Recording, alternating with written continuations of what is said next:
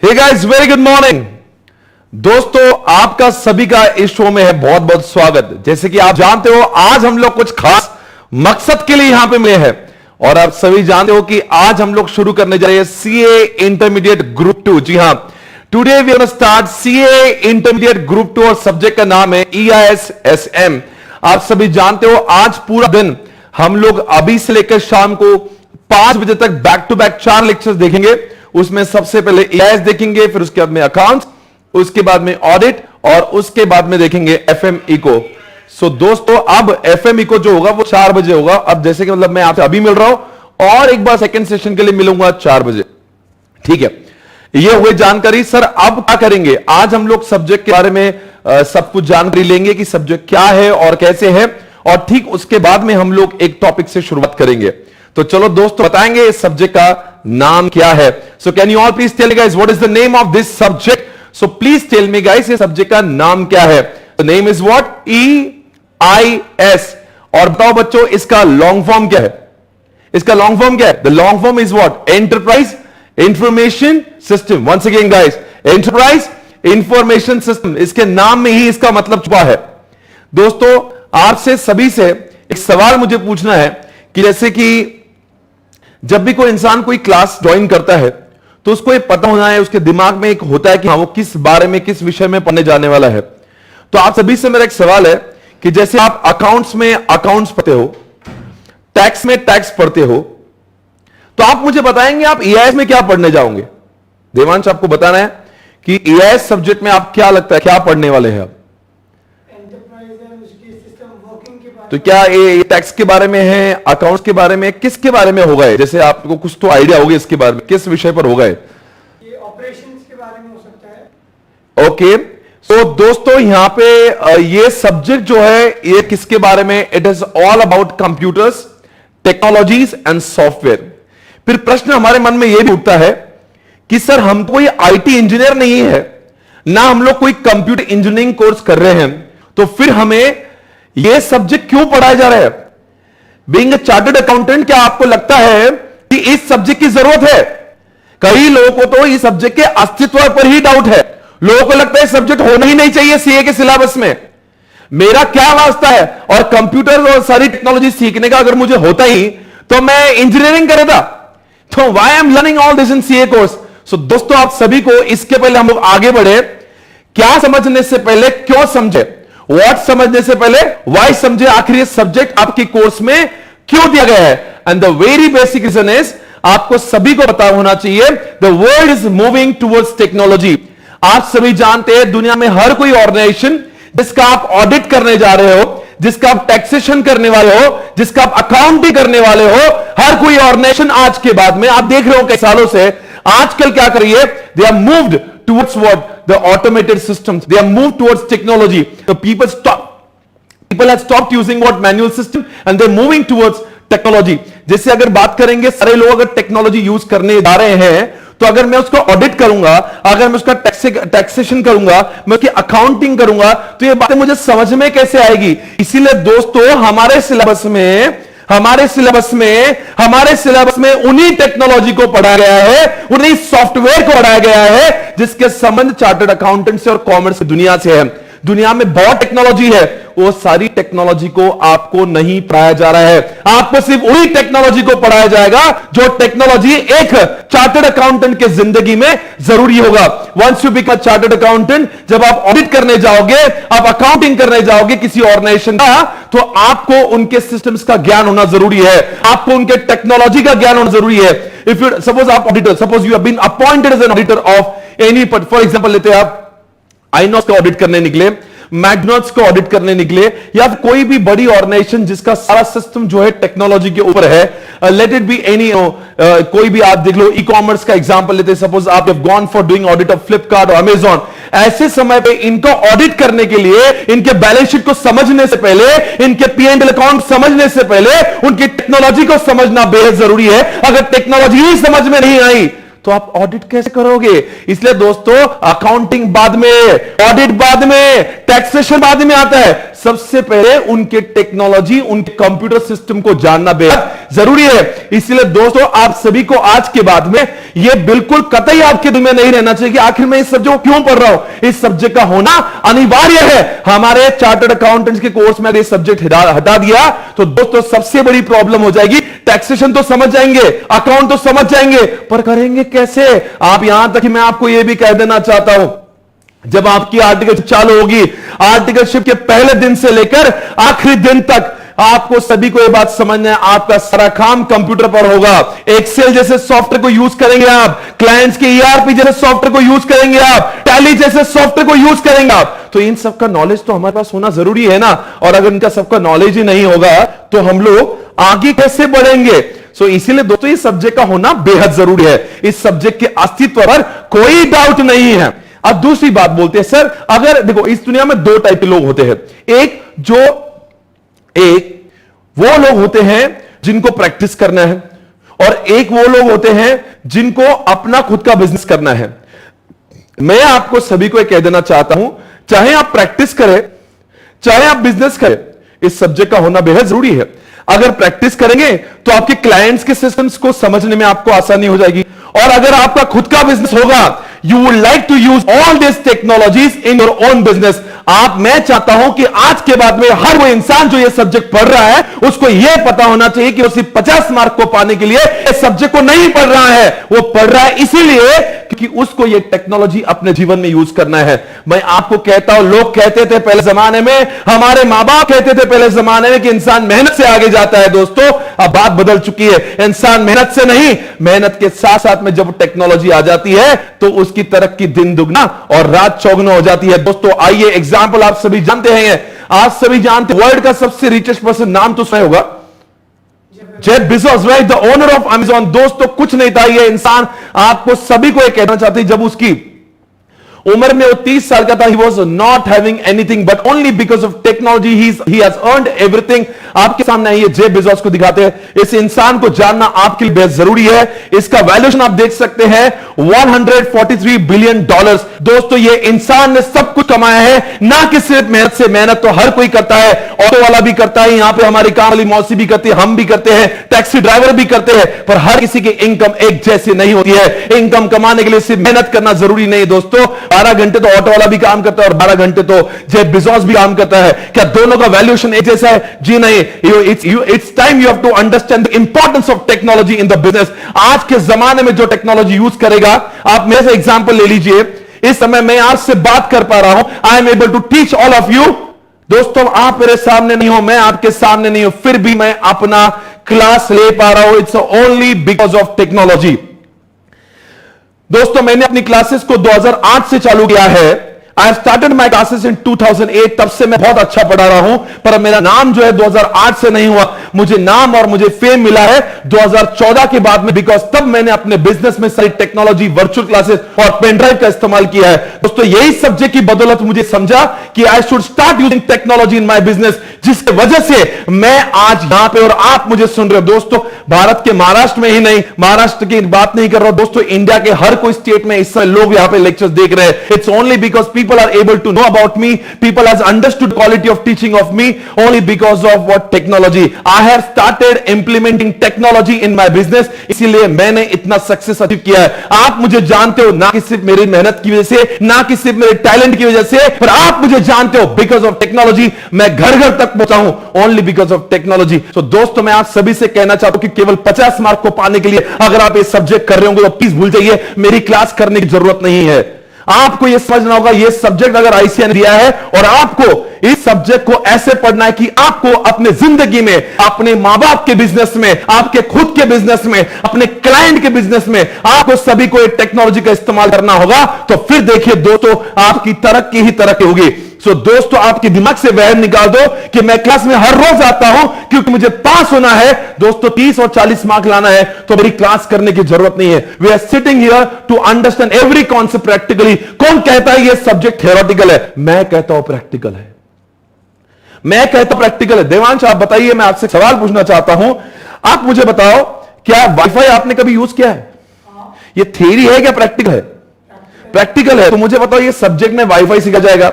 आप बताओ लैन है, वैन है, या ई कॉमर्स है, एम कॉमर्स है? आपने ई कॉमर्स का नाम सुना है? Can you please tell some of the website जो ई कॉमर्स में काम करती है? फ्लिपकार्ट है, अमेजॉन। ये प्रैक्टिकल है क्या थियरी है? ये तो पूरा प्रैक्टिकल है। तो वो लोग बेवकूफ है जो इस सब्जेक्ट को थ्योरेटिकल मानते हैं। हमारा चैप्टर 4 पूरा ई कॉमर्स और एम कॉमर्स के बारे में है, और लोग इसको थ्योरी समझकर पढ़ते हैं और मार्क्स कम लेकर आते हैं। मेरा पहले दिन से आपको कहना होगा, हर कोई टॉपिक, हर कोई विषय में जो भी मैं पढ़ाऊंगा, कोई भी मुद्दे और कोई भी कॉन्सेप्ट पढ़ाऊंगा, everything will be taught practically. हर चीज का प्रैक्टिकल आपको दिखाया जाएगा, और फिर मैं आपको टैली करा के दूंगा। देखो आईसीआई ने क्यों लिखा है, बिकॉज अभी हमने प्रैक्टिकल जो देखा है वही आईसीआई ने किताबें छपवाई। अगर आप इसको थ्योरेटिकल सब्जेक्ट समझेंगे तो you are under estimating the power of this subject. This subject is not only on paper, it is practically used everywhere in the world. I am not saying in India, everywhere in the world. तो इसलिए understand the power of this subject. ये subject पूरा practically आपको दिखाया जाएगा। तो आज मैं क्लाउड कंप्यूटिंग पढ़ाने वाला हूं, तो क्लाउड कंप्यूटिंग में आपको क्लाउड दिखाऊंगा। क्लाउड कोई थ्योरी नहीं है, cloud practically it is been used everywhere. So everybody who is understanding this subject, जिसको दिल से जिंदगी में बहुत आगे बढ़ा है। दोस्तों मैंने अपनी क्लासेस चालू करके सिर्फ 12 साल हुए, पर तरक्की हासिल की है ना 2014 की बात की है, because I started using technology after 2014। इसलिए आप बच्चों मैं आपको कुछ एग्जांपल्स देना चाहूंगा। कुछ ऐसे एग्जांपल्स है, कुछ ऐसे लोग हैं जिन्होंने जितनी पॉपुलैरिटी पाई है वो ओनली बिकॉज ऑफ टेक्नोलॉजी है। मैं आपको कुछ एग्जांपल आपके सामने, you must have heard about, आपने बहुत सारे लोगों के नाम सुने होंगे, जिसमें से जेफ बेजोस तो आपने नाम सुन लिया। मैं आगे आपको कुछ नाम एग्जांपल देना चाहूंगा। Let's take an example of Paytm guys. Paytm, आप मुझे बताओ पेटीएम क्या है? कोई एक बंदा है जो, चलो एग्जांपल पेटीएम ले लो, ओला ले लो, रेड बस ले लो, ये सारे एग्जांपल जितने भी स्टार्टअप है दोस्तों, मेहनत तो उन्होंने भी की, मेहनत तो हमने भी की है। पर दोस्तों आप मुझे बताइए 5 और 10 साल में ये बिलियनियर्स बन जाते हैं। क्या कर दिया इन लोगों ने ऐसा कि हम मेहनत नहीं करते, हमारे मां बाप ने मेहनत नहीं करी, हम सब मेहनत करते हैं, पर सफलता उनको मिली है बिकॉज उन्होंने कुछ हटके किया है। वो समय आ चुका है, हमारे मां बाप ने टेक्नोलॉजी का इस्तेमाल नहीं किया, इसका मतलब हम नहीं करेंगे, ऐसा नहीं है। It's our time, we have to implement. हो सकता है बिजनेस आपके पापा का ही करेंगे, बट दोस्तों धंधा नहीं बदलेंगे, धंधे करने के तरीके बदलेंगे। सो आओ दोस्तों देखते हैं आपके सामने कुछ एग्जांपल्स। आइए आपके सामने इस समय मैं दिखा रहा हूं वर्ल्ड के टॉप रिचेस्ट 2% आपको दिखाई दे रहे हैं, जेफ बेजोस और बिल गेट्स। दोस्तों इनकी नेटवर्थ आपके सामने $145 बिलियन एंड $104 बिलियन। दोस्तों इनका ये बताएंगे ये कौन सा काम करते हैं? दोस्तों ये दोनों के दोनों क्या काम करते हैं? They are working, they are dealing in technology. और आप सभी जानते हो टेक्नोलॉजी वाले इंसान ही दुनिया में सबसे आगे रहते हैं। ऐसे बहुत एग्जांपल्स। अच्छा ये आप कहेंगे सर सब्जेक्ट के बारे में बात करके आप इनके बारे में क्यों बात करो? दोस्तों अगर ये बातें नहीं करूंगा तो हर कोई इंसान जो इस क्लास में बैठा है वो यही सोचता रहेगा कि आखिर मैं क्यों पढ़ रहा हूं। अरे दोस्तों क्यों को दिमाग से निकालने के लिए मुझे आपको ये बताना होगा कि आखिर क्यों हम लोग इस सब्जेक्ट को पढ़ते हैं। इस सब्जेक्ट को पढ़ना आपके लिए अनिवार्य है, वरना आप आम आदमी बन रह जाओगे। दुनिया में 2 किस्म के लोग होते हैं, एक आम एक खास। अगर खास बनने की आशा है आपके दिल में, अगर आप लोग लगता है कि मैंने बहुत बड़ा बिलियनर बनना चाहिए, तो टेक्नोलॉजी को समझना बहुत जरूरी है। और दोस्तों देखते हैं रेड बस आपके सामने। दोस्तों ये बंदा आपको, मैं अब इस बंद को भी दिखाऊंगा, रेड बस का ओनर कौन है आपके सामने। आप सभी जानते हैं आईबीबो आप सभी जानते हैं, उन्होंने इसको एक्वायर किया था। बट रेड बस का वैल्यूएशन आपके सामने इस अबाउट 800 करोड़ $138 बिलियन। दोस्तों रेड बस की कहानी तो आपको मालूम होगी। एक बंदा था, उसको एक बार वो ही साउथ इंडिया, उसको इंडिया में मतलब इसको अपने घर जाना था, और घर जाते समय उसको बसेस नहीं मिल रही। अब दोस्तों इंसान को कितना गुस्सा आ गया कि उसको बस नहीं, he wanted to come home but he could not get the bus, और वो उसको बस न मिलने के कारण अपनी दिवाली की छुट्टियों को मना नहीं पाया। इसी चक्कर में गुस्से में आकर उसने रेड बस बनाया। दोस्तों गुस्सा आना भी चाहिए तो इस तरह का, इंसान ने गुस्से में रेड बस बना लिया। और ये इंसान का देखिए फनिंदर सामा, आप अगर चाहते तो मैं इसकी तस्वीर आपको दिखाना चाहूंगा। आपको इन लोगों से परिचित कराना मेरा धर्म है, क्योंकि मैं समझता हूं कि जब तक आप इन लोगों को देखेंगे नहीं ना, तो आपको यह समझ में नहीं आएगा आखिर ये देखो ये बच्चा, देखो कितना छोटा सा मासूम बच्चा है, उम्र ज्यादा नहीं साहब, उम्र ज्यादा नहीं। देखिए ये है फरिंद्र सामा, आपको चेहरे से समझ में आ रहा होगा, he is not more than 30 years old। दोस्तों इस तरह की चीजें अगर अचीव करना है तो आपको दुनिया में टेक्नोलॉजी का इस्तेमाल करना। कुछ नहीं कि आज मार्केट में 70% से ज्यादा मार्केट शेयर है। जब भी कोई इंसान बस के टिकट की बुकिंग बात करता है, किसी को भी ट्रैवल की बुकिंग करना होती है, इंसान रेड बस की बात करता है। और दोस्तों अगला एग्जांपल आप सभी जानते हो, बहुत ही फेमस इंसान को आपको मिला रहा हो, नाम तो सुना है, ओला के ओनर भाविश अग्रवाल आपके सामने इस समय है। अग्रवाल की बात निकली है दोस्तों, और एक अग्रवाल आप जानते होंगे, रितेश अग्रवाल, जो ओयो के ओनर है। अब दोस्तों ओयो को कौन नहीं जानता और ओला को कौन नहीं जानता। दोस्तों इनका नेटवर्क देखिए, इनकी कामयाबी देखिए, मेहनत तो उन्होंने भी की है। और 2008 से, फॉर एग्जांपल 2008 से कोई इंसान चार्टर्ड अकाउंटेंट बना है और 2008 से ओला का ओनर काम कर रहा है। क्या दोनों का नेटवर्क मैच कर पाएगा? नहीं कर पाएगा, बिकॉज इन्होंने समझा है, they have understood the potential of technology. इसलिए बोल रहा हूं, do not underestimate the power of this subject. आओ देखते हैं, भाविश अग्रवाल से मिलते हैं। दोस्तों भाविश अग्रवाल को देखते हैं, इसका नेटवर्थ हम लोग चेक करते हैं, देखते कौन है, कैसे क्या है। आपके सामने इस समय इस बंदे का एज है 34, भाविश अग्रवाल। ये है ओला के ओनर। और आप आज इंडिया में ओला कौन नहीं जानता, everybody is aware about it. और आप सभी जानते हो, ये जो देखो धंधा नहीं बदला, पहले भी लोग टैक्सी बुकिंग करते थे, पर यहां पे लोकल जगह पे जाके किसी एजेंट से बुकिंग कराते थे। ये दुनिया में इतनी आसान कर, he has fulfil the gap between the buyers and the sellers, यानी कि जो लोग जिसको टैक्सी करना है और जिसको टैक्सी देना है, दोनों का बीच का गैप इसने फुलफिल कर दिया। वो इंसान है भाविश अग्रवाल, 34 साल की उम्र है और इनका नेटवर्क 3100 करोड़ का है। दोस्तों मजाक नहीं है, इतने पैसा कमाना इतनी छोटी सी उम्र में, एट द एज ऑफ 34। सो दोस्तों धंधा नहीं बदलेंगे, धंधे करने के तरीके बदलेंगे। आइए दोस्तों ऐसे एक इंसान से मिलते हैं आपके सामने, जिसका नाम है ओयो के ओनर। क्या बात है, ओयो फाउंडर की बात करते हैं। देखते दोस्तों ओयो के फाउंडर को, और ये भी काफी छोटा सा बच्चा है आपके सामने, रितेश अग्रवाल नाम है। इन सब से बहुत कुछ सीखने से है। बाजू में आपको एक तस्वीर दिखे, विजय शेखर शर्मा, ये पेटीएम के ओनर है। दोस्तों बहुत कुछ सीखने जैसा है, do not ignore this subject. मैं जानता हूं आपको लगता होगा क्यों, पर आपकी दिमाग से क्यों को निकालना जरूरी है। ये आज का लेक्चर पहला लेक्चर है और मुझे आपको इस सब्जेक्ट की औकात को बताना जरूरी है। इसको रोकना मुश्किल नहीं, नामुमकिन है।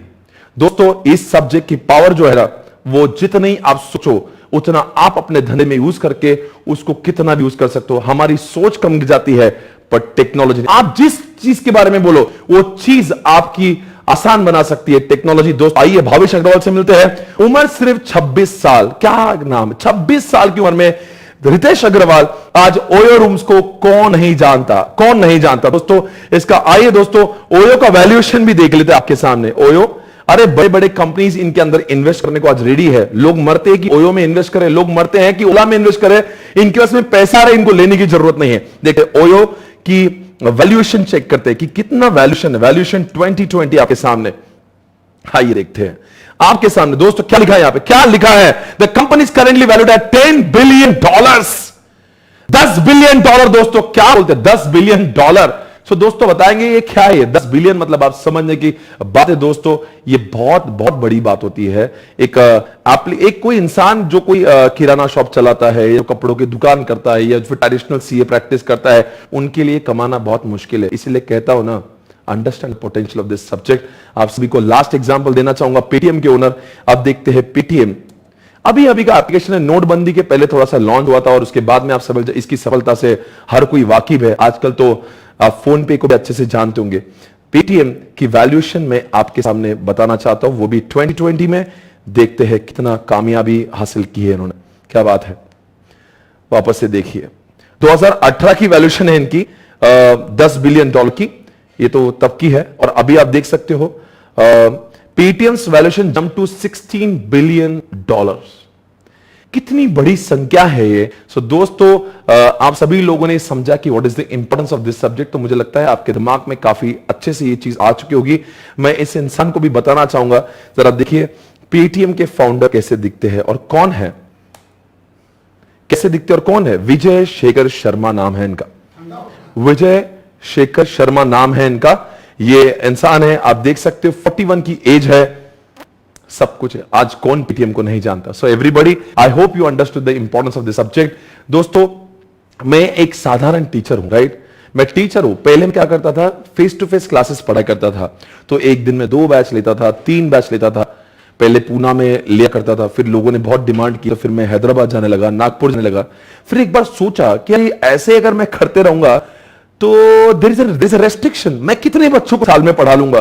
और इतनी मेहनत करता, रोज आईटी की बैचेस ले रहा हूं, एसएम की ले रहा हूं, ईआईएस की बैचेस ले रहा हूं, उसके बाद में इसका की बैचेस ले रहा हूं। मैं दिन भर बैचेस लिया करने का, और हाथ में जो मिलता था वो आज के कंपैरिजन में कम है। आज मेहनत कम है, पैसा ज्यादा है, बिकॉज मैंने टेक्नोलॉजी का इस्तेमाल किया। मैं एक बार लेक्चर रिकॉर्ड कर लेता हूं, मेरी 160 ब्रांचेस इंडिया में है। आप सोच के देखिए, मैं एक बार पढ़ाता हूं, वही लेक्चर 500 बार अलग अलग ब्रांचेस में चलता है। यानी कि मैंने धंधा नहीं बदला, धंधे करने के तरीके बदला है। I hope you understood the importance of this subject. Now let's move on to the next topic. दोस्तों देखते हैं इस सब्जेक्ट के बारे में, आगे बढ़ते कि सब्जेक्ट में कितने चैप्टर्स है और कैसे सब्जेक्ट। आप सभी जानते हो ग्रुप 2 के पूरे सब्जेक्ट का टोटल स्कोर है 400, उसमें एक सब्जेक्ट है जिसका नाम है ईएएस एसएम। आप बताएंगे दोस्तों ग्रुप 2 में कुल मिलाकर, देवांश बताइए ग्रुप 2 में कितने सब्जेक्ट, 4 या 6? 6 कैसे, 4 ही होते हैं। सब्जेक्ट 6 है, पेपर 4 है। आप बताएंगे 4 जो 2 सब्जेक्ट एडिशनल है वो कौन से हुए? एफएम के साथ में इको जोड़ दिया और ईआईएस के साथ में एसएम को जोड़ दिया। और आप जानते हैं ऑडिट और अकाउंट्स तो है ही। तो इस तरह से दोस्तों अगर आपको समझ में आ रहा होगा तो हमारे पास में कहने के लिए 4 सब्जेक्ट है, पर वो अंदर ही अंदर 6 सब्जेक्ट्स है। जैसे ये ईआईएस का वैल्यूएशन कितना, कितने मार्क्स का है? 50 मार्क्स के लिए। और एसएम कितने मार्क्स का है? 50। वो इंसान कहता सर ये ईआईएस तो कहता 50 मार्क्स का है टेक्नोलॉजी के बारे में, क्या सर एसएम भी टेक्नोलॉजी है क्या? वो भी यही है। वास्तविक जीवन में ईआईएस और एसएम का कोई भी संबंध नहीं है। एसएम टॉक्स अबाउट बिजनेस, कि बिजनेस को कैसा आगे ले जाए, कैसे कैसे नई स्ट्रेटजी बनाया जाए, वो एसएम की बात है। ईआईएस ये बात नहीं करता। ईआईएस कहता है कि जो तुम्हारा बिजनेस है उसको मैं कैसा ऑटोमेटेड करा के और स्मूथली कर सकता हूं। मैंने इंडिया में 160 ब्रांचेस चालू कराई, ये एसएम है। मैंने पेनड्राइव लॉन्च कराई, ये एसएम है। मैंने अभी ये जो कर रहा हूं मैं, ये लाइव स्ट्रीमिंग कर रहा हूं, ये दिमाग है, मैंने स्ट्रैटेजी लगाई कि चलो एक काम करते लाइव स्ट्रीमिंग करा दे, ये एसएम है। पर इसको मुमकिन कराने के लिए जो टेक्नोलॉजी का इस्तेमाल मैं कर रहा हूं ये ईआईएस है। So I am using the blend of both. तो वैसे अगर देखेंगे आप तो वास्तविक जीवन में एसएम आपको सिखाता है कि बिजनेस को एक्सेल कैसे करें, कैसे हम लोग नए नए स्ट्रेटेजी लगा के हम आगे जा सकते हैं। पर उस बड़े हुए बिजनेस को संभालने का काम जो है वो ईआईएस करवाता। फॉर एग्जांपल 160 ब्रांचेस है मेरी, वहां पे एडमिशन लेना है तो कैसे लेंगे? पेपर लेंगे जी नहीं, अब मैंने उसी को ऑनलाइन सिस्टम ला लिया।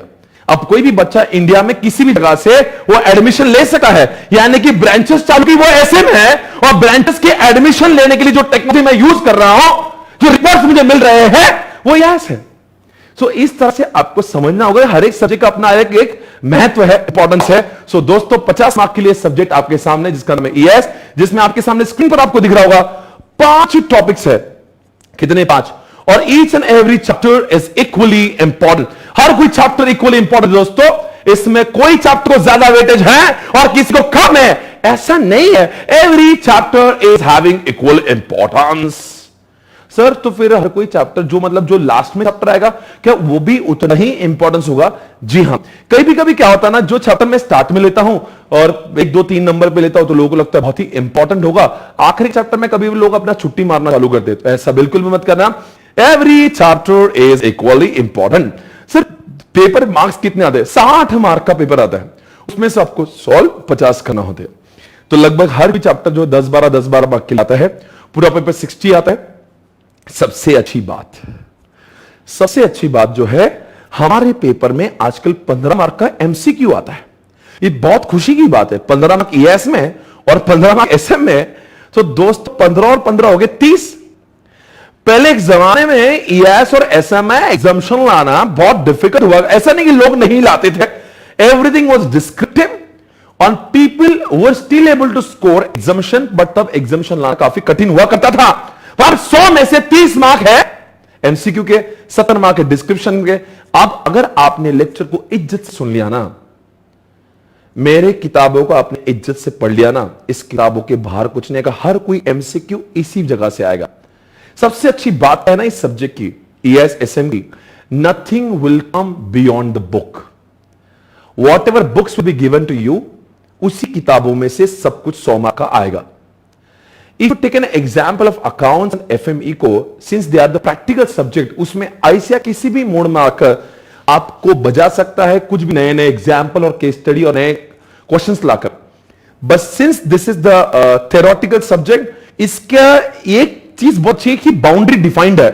जो भी पूछा जाएगा वो इसी बुक से पूछा जाएगा, इसके बाहर कुछ नहीं होगा। इसीलिए दोस्तों इस सब्जेक्ट में स्कोर करना हो गया है आसान, क्योंकि 30 में से लोगों को 30 मिल जाते हैं और 70 में से अगर हमारी इंग्लिश थोड़ी खराब भी है, हैंड राइटिंग थोड़ी खराब भी है और दोस्तों पर आपके कॉन्सेप्ट अच्छे हैं, तो आप 30-35 मार्क अच्छे से स्कोर कर लोगे। तो इस सब्जेक्ट में एग्जामिनेशन लाना अब बहुत मुश्किल नहीं। इस बार जो एग्जामिनेशन हुई थी यानी कि नवंबर 19 की, इतने एग्जामिशंस आए थे, because that was the first attempt जब आईसीए ने एमसीक्यू को अनाउंस किया था। और ये आपके लिए बहुत ही खुशी की बात है कि अब इस सब्जेक्ट को स्कोर करना बहुत आसान है। अब इस सब्जेक्ट बोरिंग नहीं पर स्कोरिंग बन चुका है। So you have to think it from that perspective. और मैं आपको सभी को देवर्ष कैसे है ना, लोग जो ग्रुप 2 में फेल होते हैं ना, वो इसीलिए फेल नहीं होते हैं कि उनको 40 मार्क हर सब्जेक्ट में नहीं आ रहे। फेल इसीलिए होते हैं कि उनको 200 मार्क का टोटल नहीं आ रहा। That is the problem. They are not able to score aggregate 200 marks. That is the basic problem with what this group 2. क्योंकि इसमें 2 थियरी सब्जेक्ट है, ऑडिट है, ESM है। तो आपको सभी को कह देना चाहता हूं, 4 सब्जेक्ट में से 2 सब्जेक्ट आपने ऐसे चूज करना चाहिए where you feel that you should be very confident scoring exemption। यानी कि मान लो लेटेड आप, जैसे कि मैं ESM पढ़ा और मुझे पता है आपका फेवरेट सब्जेक्ट होने वाला है, तो एग्जांपल लेते आपको ESM फेवरेट हो गया, और एग्जांपल ये लेते, चारों में से कोई भी होंगे पर अभी एग्जांपल लेते, ESM और FME को आपका फेवरेट हो गया। आपका टारगेट ये होना चाहिए कि इन दोनों सब्जेक्ट में ये गोना स्कोर मोर देन 120, यानी कि बाकी 2 सब्जेक्ट अगर कच्चा पक्का तो वहां पे 40-40 तो स्कोर हो ही जाएगा और हमारा तो 200 का स्कोर हो जाएगा। इसीलिए सब सब्जेक्ट को इक्वल इंपॉर्टेंस देने से अच्छा the strategy is you should have more weightage और मोर इंपॉर्टेंस आपके दिल में होना चाहिए कि मैं 2 सब्जेक्ट में कुछ भी हो जाए, come what may, I am going to score 120 plus in this 2 subject. उसके बाद में आपको पास होने से आईसीआई भी नहीं रोक सकती। पर जब हर कोई सब्जेक्ट में 40, 45, 50 ऐसा स्कोर आता है तो बच्चा हर अटेम्प्ट में सिर्फ फेल होता है। तो इसीलिए दोस्तों मैं आपको बता रहा हूं, वो 2 सब्जेक्ट आपको चूज करना है। आपको मैं यकीन दिलाता हूं ESM सब्जेक्ट और FME को सब्जेक्ट आपको बेहद पसंद आएंगे। आपको ऐसा फील होने लगेगा कि यार इसमें एग्जामिनेशन आसानी से आता है, क्योंकि देवांश हम लोग क्या करते हैं, इस क्लास में सिर्फ पढ़ाते नहीं है, पढ़ाते हैं प्रैक्टिकली, और एक बार सब्जेक्ट को समझने के बाद में हम उसको बार बार रिवाइज कराते हैं। जैसे कि आज 4था दिन है तो आप 3 दिन का रिवीजन कराएंगे, 5वां दिन है तो पहले 4 दिन का रिवीजन कराएंगे, 10वां दिन है तो 9 दिन, अभी 10 दिन तो मैं आपके साथ में यूट्यूब पर हूं, आप देख लेना इस चैप्टर का, आपको एक वर्ड याद नहीं होना फिर बोल देना सर सिर्फ याद करेंगे, आप पढ़ाएंगे, पहले पढ़ाएंगे, प्रैक्टिकल पढ़ाएंगे, आपके दिमाग में ठूस देंगे, उसके बाद में रोज रिवाइज करेंगे। इसीलिए क्योंकि इंसान को भूलने की आदत होती है, और हमारे क्लास का टैगलाइन ही है you won't have to study at home, यानी कि आपने मेरी क्लास में बैठे, मैं आपसे कहता हूं आपको घर पे बहुत ज्यादा दिमाग फाड़ने की जरूरत नहीं है। ऐसा नहीं कि 0 पढ़ाई करेंगे, बट इस सब्जेक्ट की जहां तक बात है ESM की और FME की, बस FME को मैं और ESM में जितना मेरा जो पढ़ाने का स्टाइल है उसको मैं बार बार रिवाइज कराता हूं। ऑडिट में भी हर्षद बार बार रिवाइज कराते हैं, आनंद सर भी वैसे ही पढ़ाते हैं। थोड़ा बहुत कभी कभी एक आधा होमवर्क दिया, 1-2 होमवर्क दिया, आपको लगता है कि आपको पढ़ना है, वो अलग बात हो गई, but we make sure everything should be covered in the class itself. इसीलिए लिखते हैं you won't have to study at home. इसको कहते हैं रिवीजन नहीं, इसको कहते हैं क्यूमुलेटिव रिवीजन। यानी कि मैं डे 20 पर भी हूं, डे 20 पर भी हूं, तो आई डू व्हाट 19 डेज का revision, then I move on 20th। तो उस वजह से क्या होता है ना, उस वजह से यह होता है कि आपका ये सब्जेक्ट बार बार रिवाइज होता है और भूलने की संभावनाएं बहुत कम हो जाती है। देखो पास और फेल में क्या होता है, पास और फेल में क्या होता है, आपको समझ गया, मान लो देवांश आपको सब समझ गया, अब क्या होगा, क्यों फेल होंगे आप एग्जामिनेशन में बैठे, still you are not able to write because you could not recall. फिर आपको लगता है यार मैं तो पढ़ा था, फिर मैं कैसे उसको याद नहीं कर पाया। आपके दिमाग का दोष नहीं, इसका यह मतलब नहीं है कि आपका दिमाग नहीं चलता, इसका यह मतलब है कि आपको अपनी बुद्धि को समझना नहीं आया। इस ब्रेन की एबिलिटी जो है ना वो इतनी ज्यादा नहीं, वो 18 दिन में भूलना चालू कर देता है। कोई मूवी हम लोग देखते हैं, वही मूवी उस समय 1-2 महीने याद रहती है, फिर कुछ महीने बाद उसके डायलॉग भी हम लोग भूल जाते हैं, मूवी भूल जाते हैं। क्या इसका यह मतलब है कि हमारा दिमाग नहीं चलता? हमारा दिमाग चल रहा है, पर हमारे दिमाग को समझना जरूरी है कि उसको भूलने की आदत है। इसीलिए वो भूलने की आदत है, इसलिए वो एग्जामिनेशन में याद नहीं करता, फिर बच्चा फेल हो जाता है, फिर बोलता है मैं किसी लायक नहीं हूं, मैं टैलेंटेड नहीं हूं। अरे भाई टैलेंट की बात ही नहीं, टैलेंटेड तो बहुत है, इसलिए तो इंटर में है। पर अंडरस्टैंड करो, पढ़ाई करने का तरीका समझो, उसको चीजों को बार बार आपको रिवाइज करना पड़ेगा ना। और यह चीज मैं जानता हूं अच्छे से, बच्चों के पास में वो आजकल वो पेशेंस नहीं लेके घर पे जाके पढ़े। That's why we all make sure it is revised in the class itself. Will do lot of revisions ताकि भूलने का स्कोप कम हो जाए। आप सिर्फ यहां पे आओ, हम लोग रिवाइज करें। जब भी आप कोई जो भी बच्चा अभी घर पे बैठा है, वो मेक श्योर करे कि जब मैं रिवाइज करा रहा हूं वो भी रिवाइज कराए।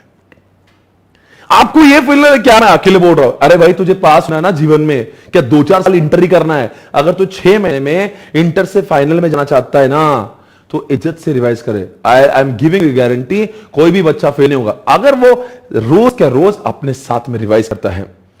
इसलिए रिवीजन करने के लिए हमने काफी सारी बुक भी आपको बनाई हुई है, काफी सारी एक छोटी छोटी बुक, जैसे कि अभी ये जो बुक देखते हैं हम लोग, ये जो बुक है पूरी मिला के 350 पन्नों की है।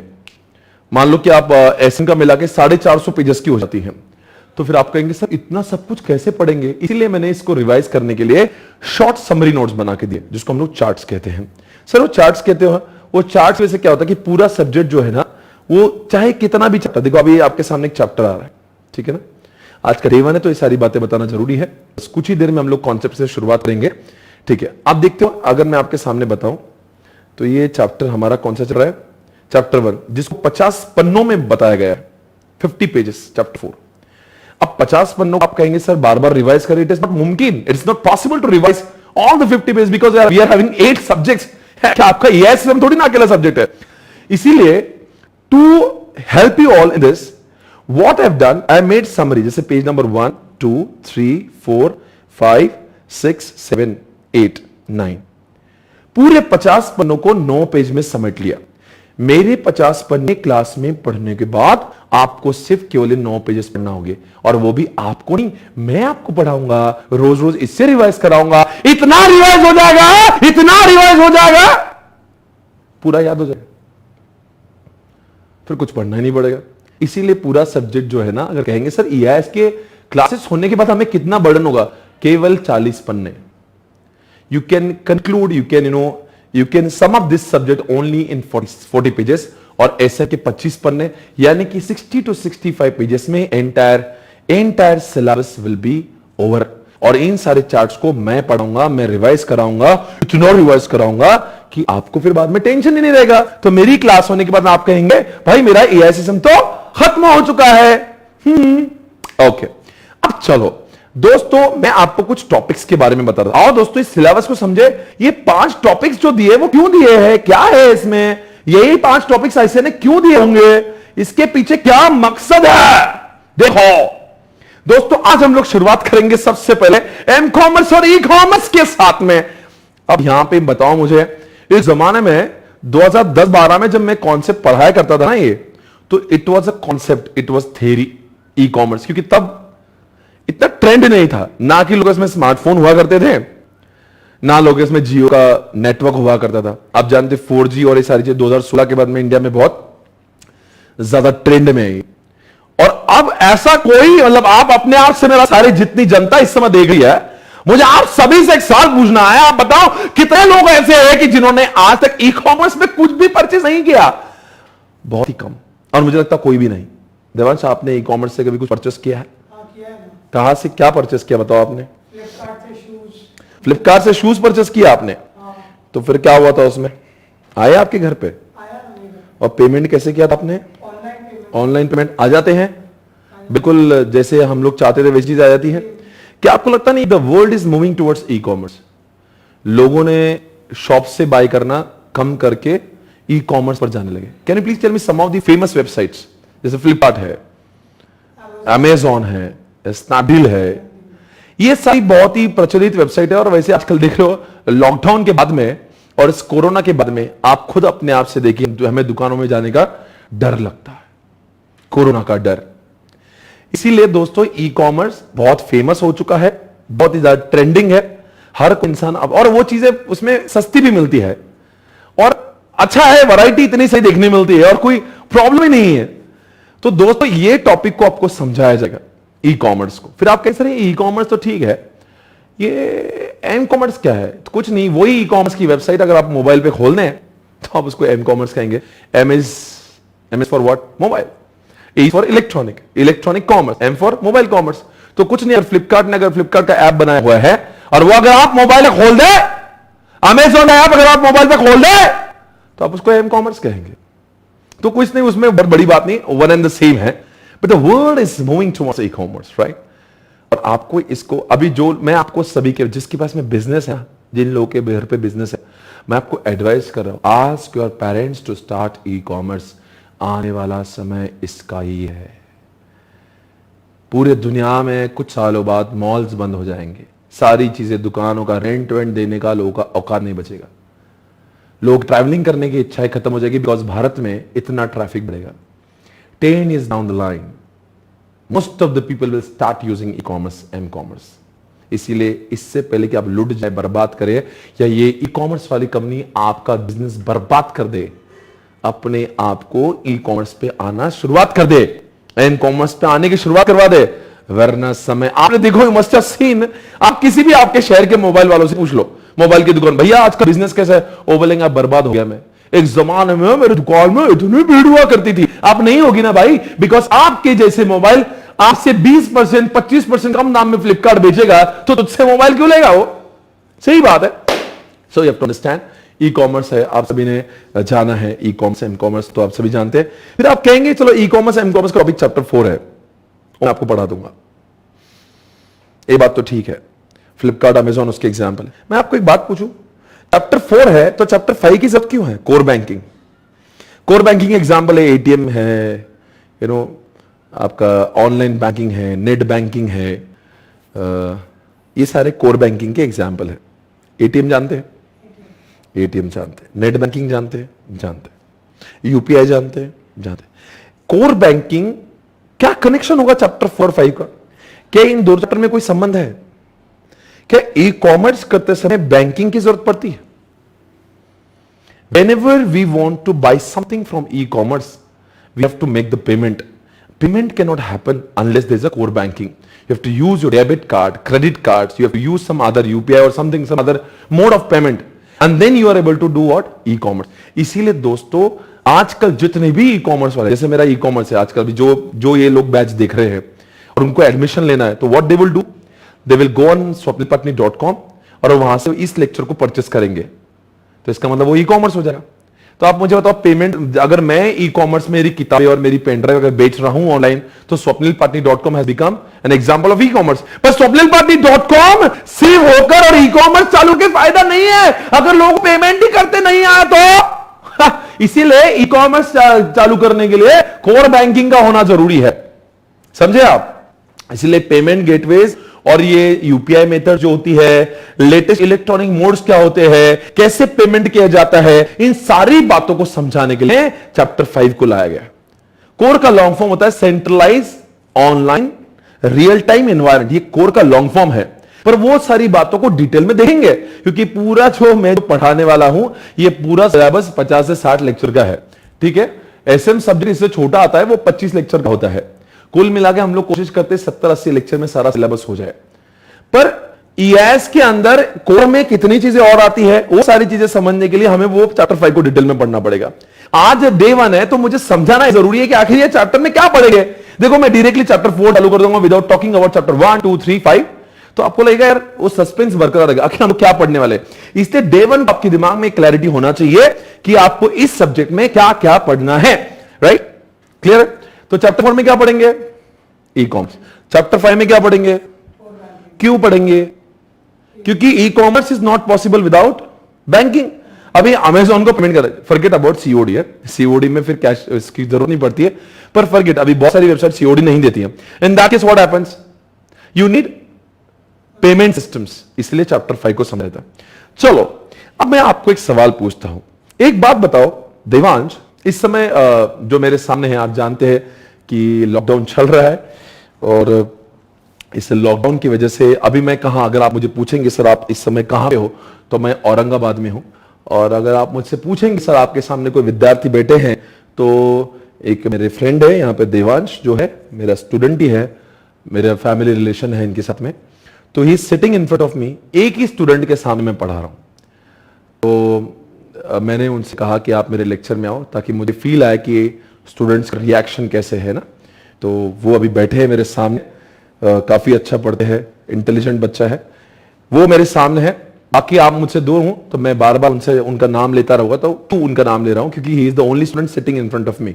आप सभी जानते हैं क्लासेस लेना अभी अलाउड नहीं है क्योंकि क्या चल रहा है, लॉकडाउन चल रहा है और कोरोना का माहौल चल रहा है ना।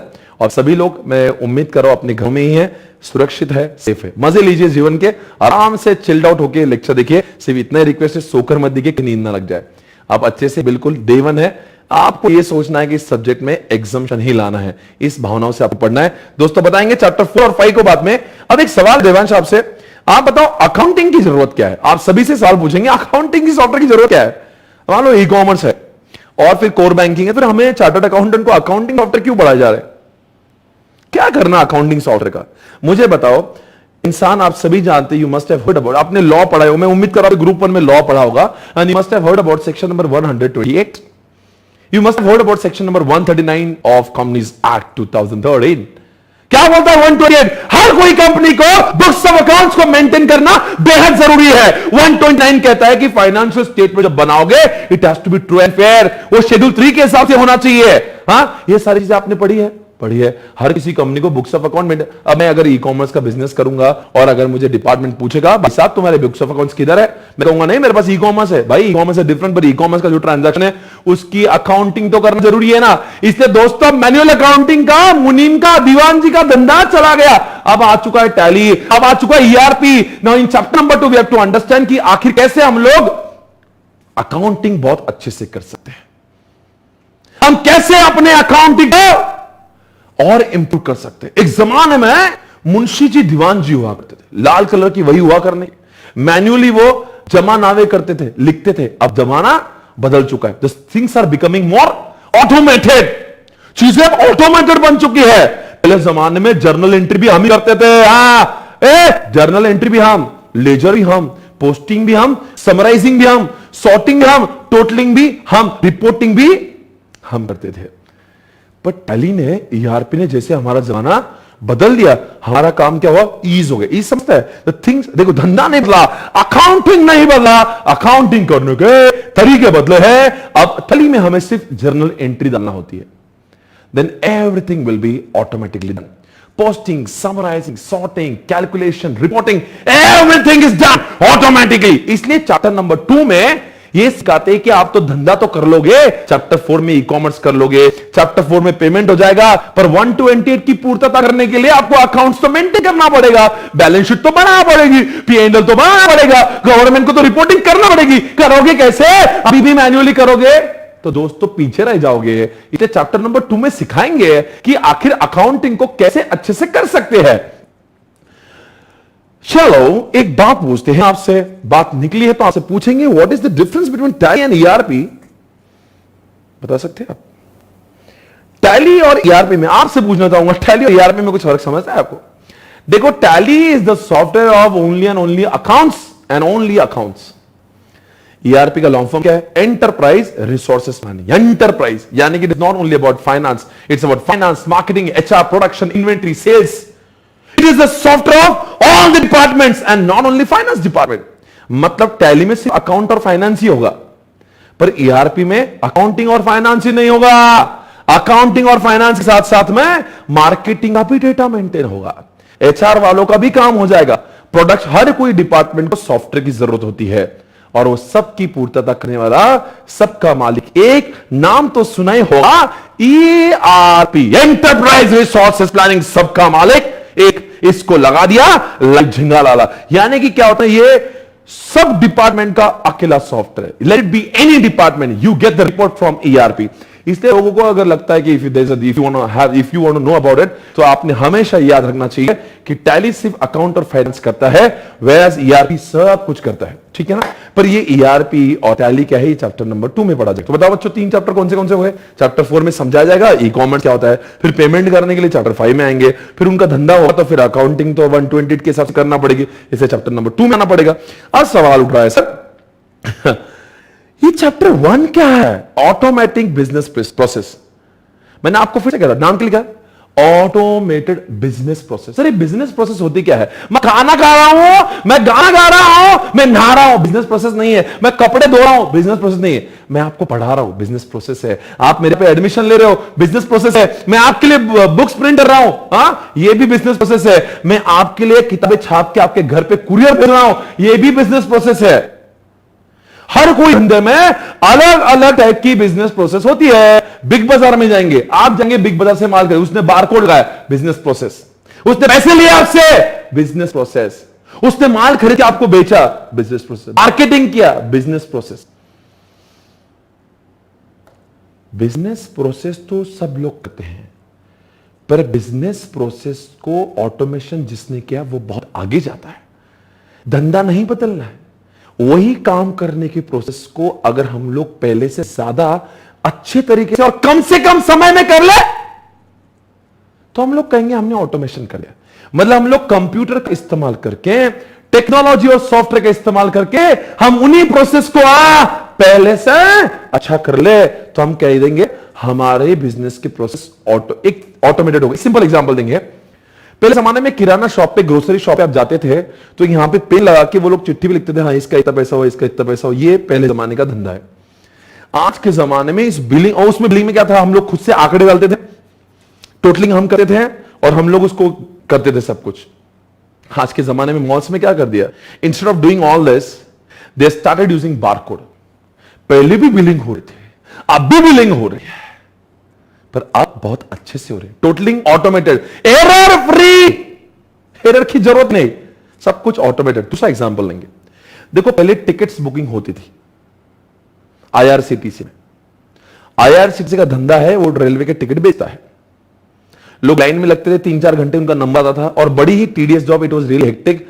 People never used to like such processes. आजकल क्या हुआ, now you can go on irctc.com, वहां पे जाके आप अपने टिकट्स को बुकिंग कर सकते। इसका मतलब क्या है, धंधा नहीं बदला, धंधे करने के टिकट कल भी बिकते थे, आज भी बिकते हैं, पर पहले मैन्युअली बिकते थे, आज ऑटोमेटिक। अरे थिएटर्स की बात कर लो, पहले आप क्या करते थे, क्या थे आप, used to go to the box office, वहां पे जाके टिकट्स ले लो। आज बुक माई शोज है, आप खड़े खड़े किसी भी जगह से सारे टिकट्स को बाय कर सकते हो। इसका मतलब क्या, लोगों ने धंधा नहीं बदला, बिजनेस प्रोसेस को नहीं बदला, बिजनेस प्रोसेस करने के तरीकों को। मैं कल भी पढ़ा रहा था, आज भी पढ़ा रहा हूं, कल बच्चों के सामने पढ़ा रहा था, 50-50, 100-100 बच्चों को पढ़ा रहा था। आज मैं पढ़ा रहा हूं, बच्चों को पढ़ा रहा हूं जैसे कल पढ़ा रहा था, पर अब मैं टेक्नोलॉजी का इस्तेमाल करके इस बैच को रिकॉर्ड करके साल में 12 बैचेस नहीं लेता हूं,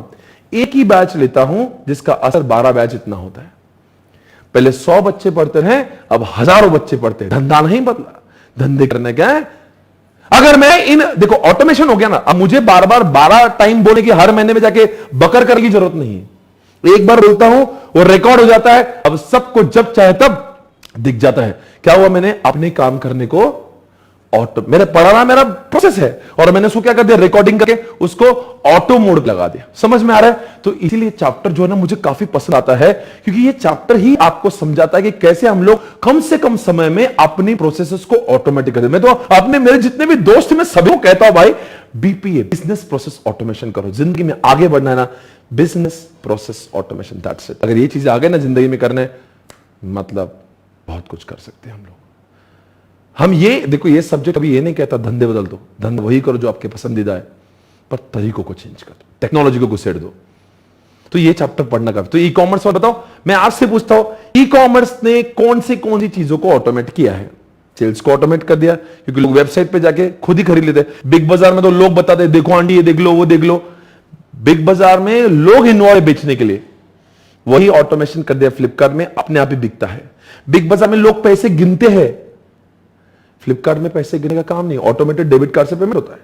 यानी कि सेल्स का प्रोसेस ऑटोमेशन, पेमेंट का प्रोसेस ऑटोमेशन, सारी चीजें। बिलिंग, बिग बाजार में लोग शायद से बिलिंग हाथ से कर रहे होंगे, वहां बार कोड भी लगा रहे होंगे, यहां पे तो बार कोड की भी जरूरत नहीं, सिस्टम ही अपने आप कैलकुलेशन कर देता है। सो गाइस, ये समझने का वक्त आ चुका है। Chapter 1 is also equally important. और लास्ट चैप्टर आपके सामने आ चुका है जिसका नाम है, सर क्या चैप्टर हो जाएंगे बच्चों? यही चैप्टर 50 लेक्चर में पढ़ाऊंगा मैं, 5 चैप्टर्स। इनको इतने गहराई में ले जाना है, 300 पन्ने दिए है उसके ऊपर। पर आपको कोई भी सब्जेक्ट को चालू करने से पहले आपको अंदाजा तो होना चाहिए मुझे जिस समंदर में डाला जा रहा है उसमें क्या क्या देखने मिलने वाला है ना। और मैं जो जानकारी दे रहा हूं ना, मुझे पता है कि आपको इंटरेस्ट क्रिएट होगा। अच्छा, इतना बेकार भी नहीं, मतलब ठीक है, वो चीजें है जो आपके काम में आने वाली है। मुझे हमेशा लगता है कि बच्चों को क्या से क्यों पसंद होता है, क्यों पढ़ना है, बस समझ गया ना, कल से वो माइंडसेट बना कराएगा, हाँ भाई वो चीजें पढ़ा वाले जो मेरे जीवन में काम की आएगी। कुछ तो ऐसा सुनने जा रहा हूं जो सिर्फ पढ़ना है इसलिए मैं पढ़ने रहा हूं, और कुछ तो उपयोगी भी है जीवन में, हम लोग उसको यूज भी कर सकते हैं। चाहे वो एफएमईओ की क्यों ना बात करें, वो भी वैसे ही पढ़ेंगे। अब बताओ चैप्टर नंबर 3, इंफॉर्मेशन सिस्टम। ये क्या है, क्या नाम है इसका देवांश? Information system. मतलब क्या होगा इंफॉर्मेशन सिस्टम? नाम से क्या लगता है? इंफॉर्मेशन सिस्टम्स मतलब क्या होगा? नाम से क्या लगता है? शब्दों को तोड़ते, इंफॉर्मेशन देने वाली systems. Any software which provides information to the management for taking decision is called as information system. Hindi में बोलते हैं, कोई भी सॉफ्टवेयर जो बिजनेस करने वालों को और मैनेजर्स को इंफॉर्मेशन दे दे ताकि वो अपने धंधे के डिसीजंस बहुत अच्छे से ले पाए, उसको कहते हैं इंफॉर्मेशन सिस्टम्स। वापस से बोलते, कोई भी सॉफ्टवेयर जो क्या दे? इंफॉर्मेशन दे। किसको दे? मैनेजमेंट को, ताकि मैनेजमेंट क्या ले सके? Decision. Is called as what? Sir ये जो बोला इतना समझ में नहीं। अब आओ प्रैक्टिकली देखते हैं। मैं आपको आज प्रैक्टिकली इस चीज को बताने जा रहा हूं, आइए देखते हैं। मैं खुद इन सारी चीजों को यूज करता हूं, इसीलिए मुझे पढ़ाने में मजा आती है और बताने में भी। यहां पे आइए आप देखते हैं, थोड़ा सा आपको और गहराई में ले जाकर दिखाएंगे कि आखिर हम लोग क्या बोल रहे हैं, ठीक है ना। चलो आओ देखते हैं। चलो ये बात भी क्लियर है, आओ आओ देखते हैं। Come on guys, come on, check it out.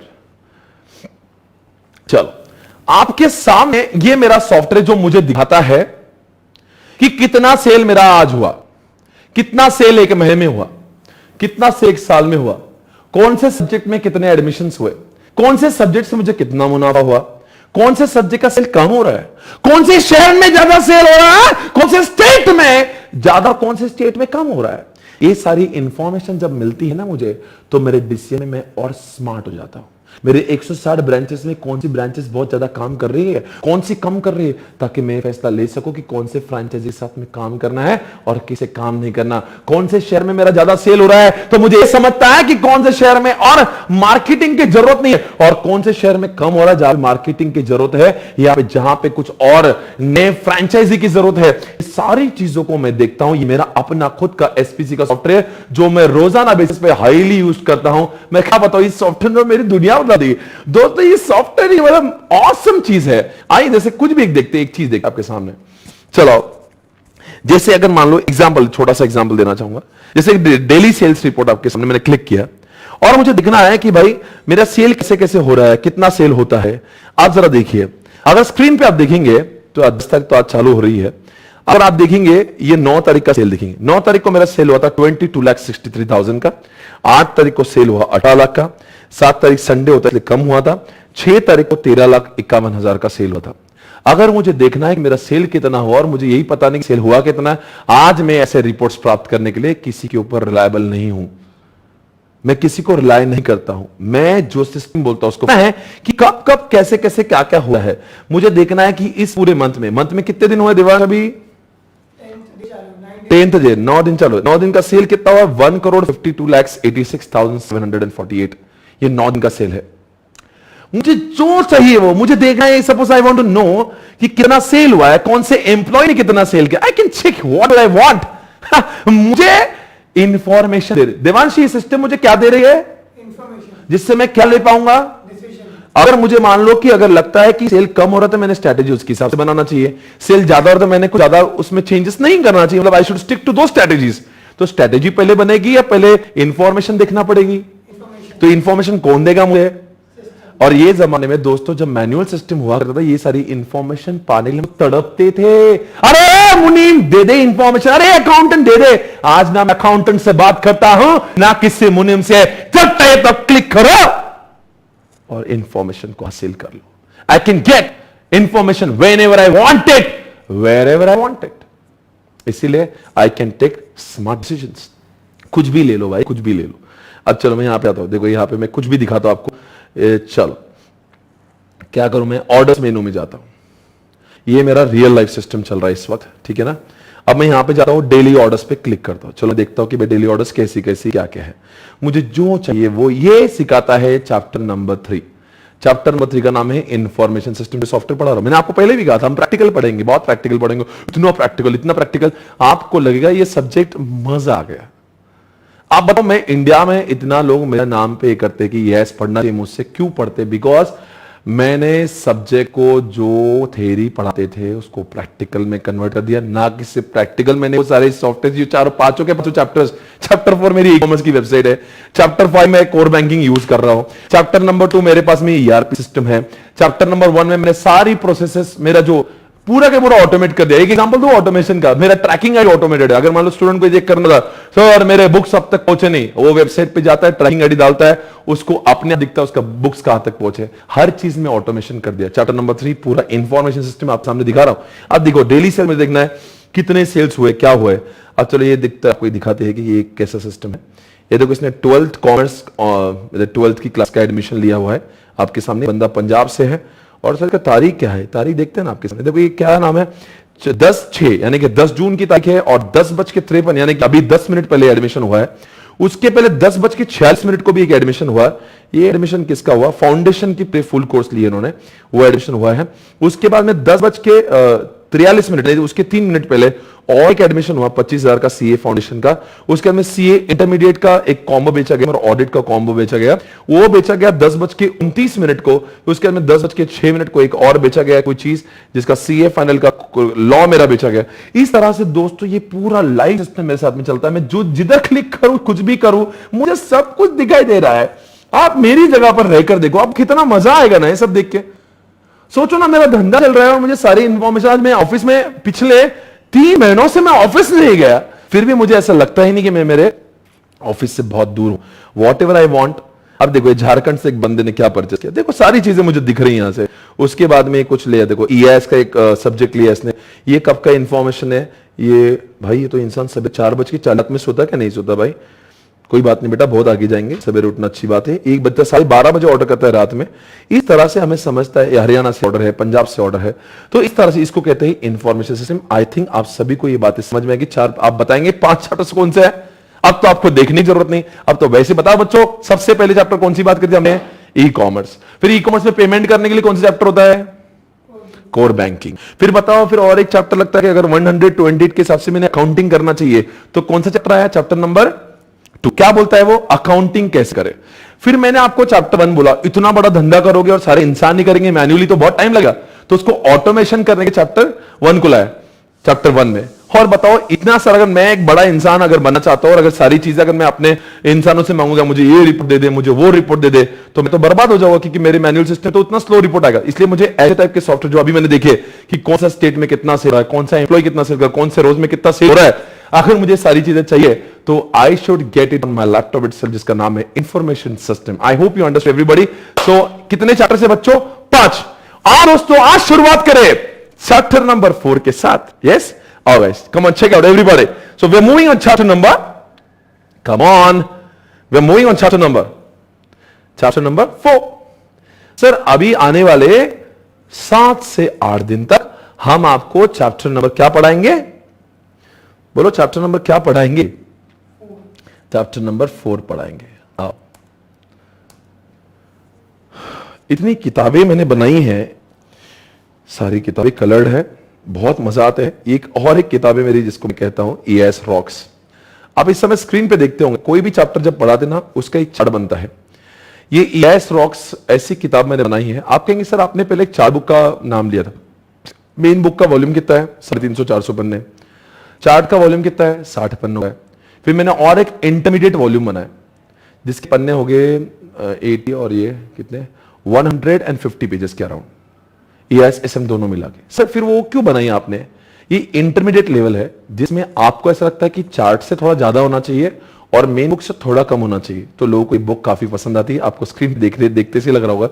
और इस बुक की बहुत अच्छी खासियत है कि इसकी मेमोरी टेक्निक्स भी वहां पे लिखी जाती है, कौन से एग्जामिनेशन में पूछा, कौन से आरटी में पूछा है, वो सारी चीजें, और इसमें वही डेटा लिखा हुआ है जो रिलेवेंट है। फालतू का कचरा निकाल दिया, क्योंकि कभी कभी बहुत इतना लिखा जाता है ना, मॉड्यूल में इतना लिखा जाता है, पर हमें पढ़ाना पड़ता है। पर अगर कहेंगे सर रिवीजन इससे कर ले, यही बुक करना है, उसके अलावा कुछ कर, पर पहले पढ़ेंगे 350-400 पन्ने, उसके बाद में रिवीजन के लिए 2 किताब होंगी। बहुत फास्ट करना है तो 4 बुक, थोड़ा सा और चार्ट के साथ में आपको पढ़ना भी है थोड़ा सा, कि वही पढ़ने के बहुत एग्जामिनेशन में लिखना आवश्यक है।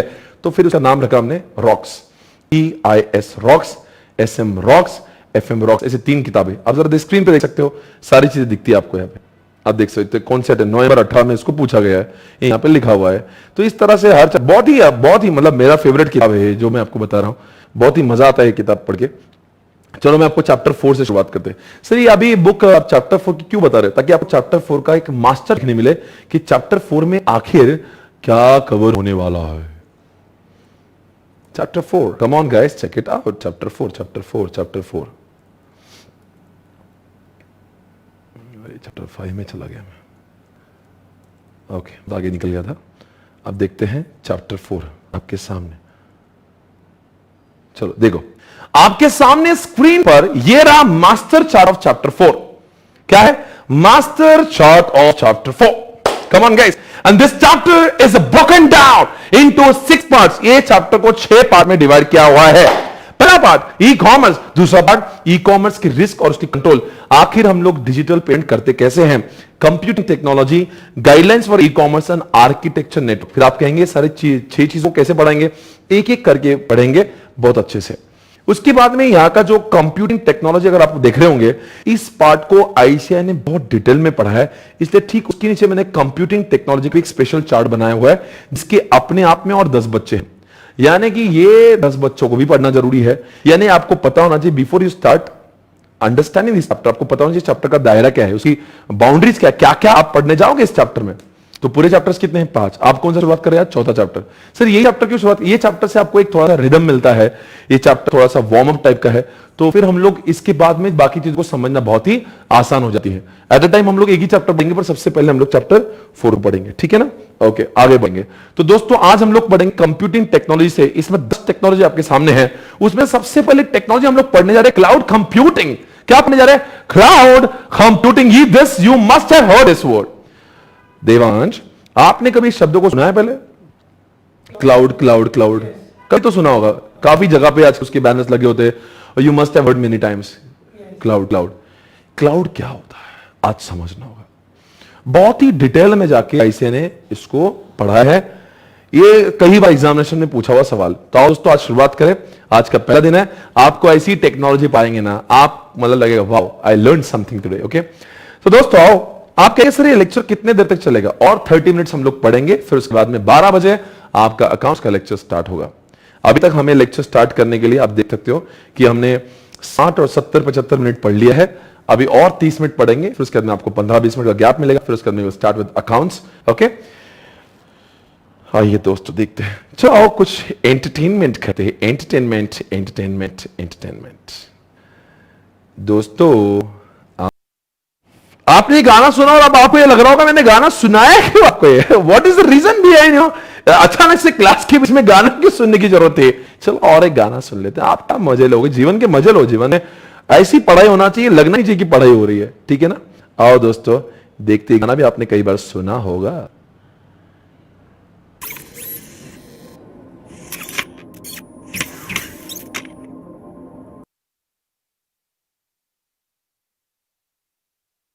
गाना ध्यान से देखिए, गाने में भी कॉन्सेप्ट है। फिर आप कहें सर गाने में कैसे कॉन्सेप्ट हो सकता है? जरा सुनिए तो सही, गाने ध्यान से।